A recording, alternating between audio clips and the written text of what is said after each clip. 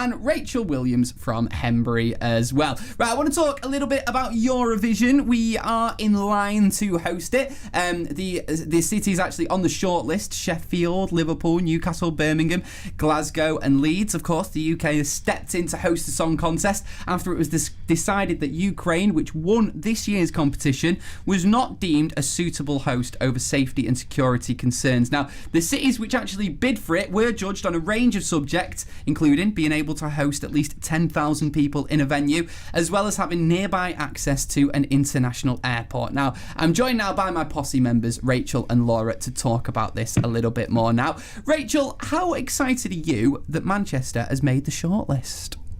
I'm really excited that Manchester's made the shortlist. I'm really patriotic when it comes to things like that. So I think it'd be really great for the city. I think it'd be great for the economy. I think it'd be great for culture. So yeah, I'm keeping everything crossed that Manchester gets it.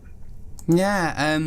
What about you, Laura? Are you at all excited at the moment, or are you going to wait until there's an official announcement? Yeah, look, I'm not going to hold my breath, but it does feel exciting, and I think, I feel like we're all kind of feeling a bit of momentum after the surprise result. Everyone kind of watches the Eurovision thinking, we're not going to do very well, and then this year we just smashed it out of the park, and so I feel like we're kind of on a bit of a roll, and yeah, it would be amazing to get to Manchester. I used to watch Eurovision as a kid. As a young kid, I used to watch it with my gran, and we used to judge it ourselves and give points to each one and tally up the points and stuff. And then I hadn't watched it for years and years and years. And then this year I did watch it, and I got I was shouting at the screen and stuff. It was like a football match. I was stood up and I was really into it. So yeah, I think it would be amazing if it could come to Manchester. You know what? That's what I said. I think I said at the time, forget the football. This is the best thing I've watched. This is the most suspenseful thing I've watched in ages. This year's Eurovision was so good. And Rachel, I was not really. I wouldn't say I hated Eurovision. I just never really give it a go. And then this year I watched it for the first time and I loved it.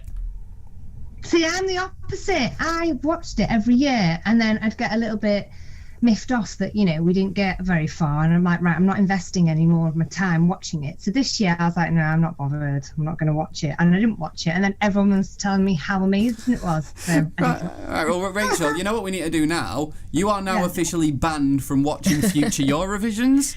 Because you've missed one, and it's literally the only one that we've done well in about decades. And me and you have to watch them all. Yeah, exactly. That's the holy trinity, I think. Me and you need to perform, and then we definitely win. Right. I mean, I can't hit a note, but I feel like we definitely win. With this sultry voice. Yeah, exactly. Yeah, with this voice, maybe we do something in it. Absolutely. Look, it does say that the criteria for selection is based on a lot of different things. It mentions access to an airport, and obviously that is it's a bit of concern at the moment with Manchester. Do you think, Laura, that Manchester's recent airport woes could actually go against us for this one? I mean, potentially. It has been messy. It's funny, I've got my my brother and my sister-in-law have come over from Australia, and they mentioned that Manchester was even being Manchester Airport was even being covered in the news in Australia. It made it that far, the infamy. So yeah, I mean, listen, if we're going to be on a sort of scorecard up against other cities, it might not stand us in great stead, and it's a shame because I'd like to think that by the time the Eurovision comes around, they'll have figured something out, right? Hopefully. We can all hope. Rachel, how early are you getting to the airport for your flight tomorrow? Do you know what? I've travelled a couple of times of recently, and I have to be honest, I haven't experienced what other people have experienced. I've been quite good. I've floated through the airport, and I've got there so early that I've had time to, mooch around the shops and do some shopping and have a bite to eat.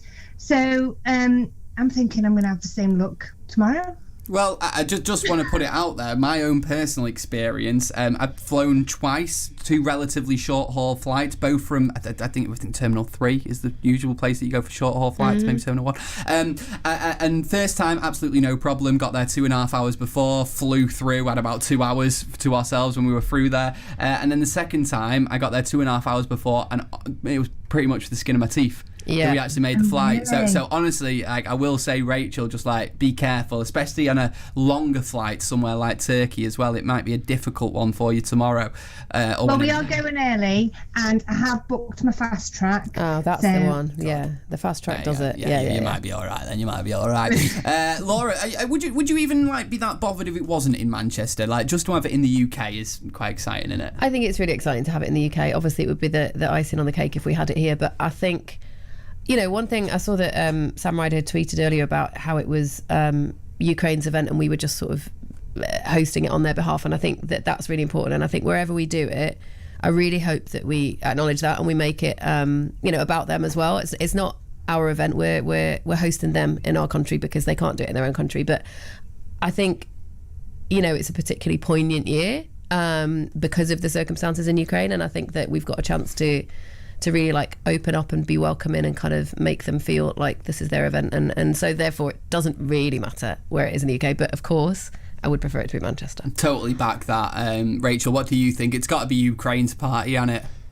For sure, and I think whichever city hosts it will definitely acknowledge that. But do you know what? I've really got a strong feeling that Manchester's going to get it. I really have got a strong feeling Manchester's going to get it.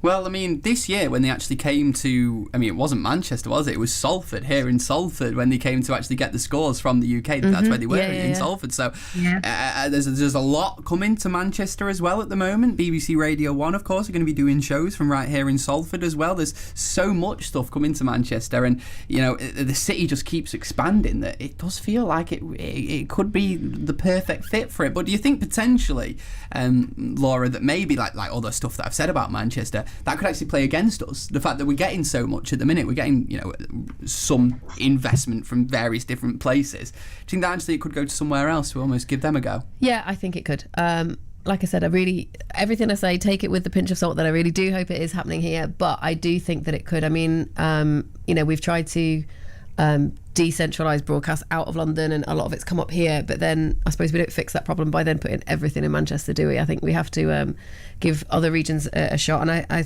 from what I see at the moment, the bookies' favourite is Glasgow. It is. So we'll see. Look, I agree with you. I think wherever it lands in the UK, it will be something to be proud of, and I'm really excited. But yeah, let's cross our fingers that it's Manchester. Absolutely, and I totally back that no matter where it is, it will be a big party for Ukraine as well, and the winners of Eurovision 2022 will be properly respected. But it's very, very exciting. Cannot wait to have Eurovision in the UK, no matter where it is. But it would be better in Manchester.